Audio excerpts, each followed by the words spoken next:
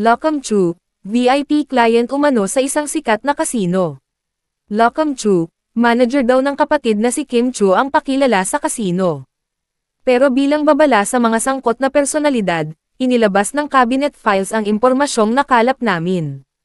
Ito ang kabuuan ng ulat na nalathala 10 buwan bago nagsampa ng reklamo si Kim.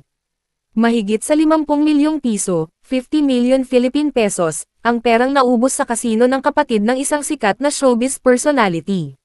May dapat ikabahala ang showbiz personality, na araw-araw na napapanood sa telebisyon, dahil manager niya ang pakilala ng kanyang kapatid sa kapwa nito casino players. Alam sa entertainment industry na iba ang namamahala sa showbiz career ng sikat na personalidad kaya may mga pagdududa sa ipinamamalitan ng kapatid niya. Malaking halaga ang 50 milyong piso. Maaaring hindi alam ng showbiz personality na guman sa sugal ang kanyang kapatid, na matapang sa paglulustay ng salapi, kaya nararapat lamang na magsimula na siya sa pag-iimbestiga habang hindi pa naaapektuhan ang kanilang kabuhayan. Ngayon, ang tanong, bakit ko binaba ngayon yung course? Yeah. Kasi meron tayong mga ilang things sa kailangan bantayan. Ano yun? Ay, nakakakaba.